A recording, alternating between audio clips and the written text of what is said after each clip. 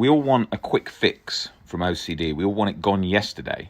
We all want it sort of instant relief now, because when it's locked on and it's latched, it feels very strong. It feels very sort of all-consuming. And the problem with that is we all remember, I have to put myself back into that position to think about those times. We all remember what that felt like, how sort of all-consuming that was. And, you know, I remember the first times when I was locked in it, where it was sort of completely heart-pounding, feeling like it was complete life and death moment. There was not going to be any relief. It was just all completely locked on solid. And sort of racing about, going to everything online, going to therapy, going to everything just to try and get rid of it instantly. And when someone says, bring it for the ride, which is a phrase that I sort of coined to ensure that people can get an idea of what's going on, and sort of to give up that internal work rate.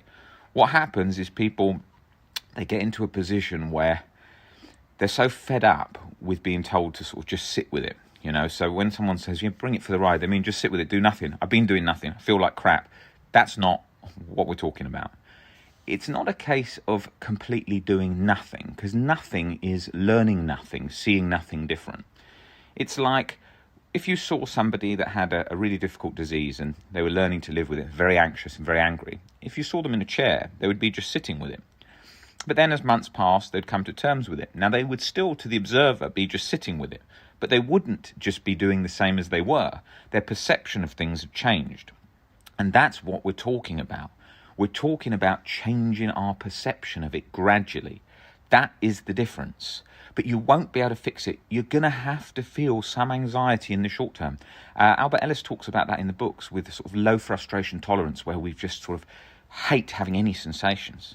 Now, we can all think of a moment where we were out enjoying ourselves with friends or whatever, even with anxiety, and we were distracted, and it didn't feel so locked on. It didn't feel so latched because we were distracted, so it dropped down a few notches.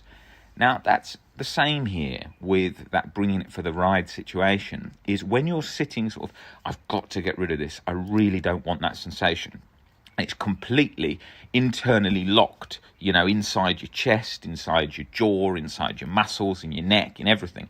You feel completely all consumed by it. Like, you know, I've got to just get out of this sort of internal web that I'm stuck in.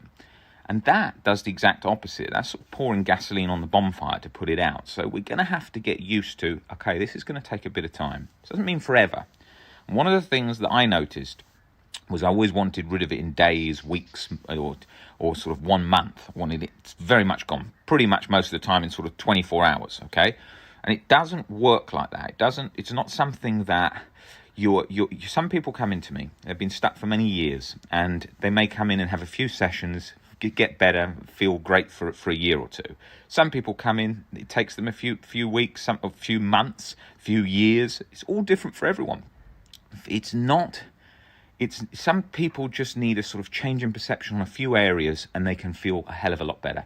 Some people need a lot of practice to get under it. It's a very resilient thing, you know, it's very stubborn. It's not releasing that easily.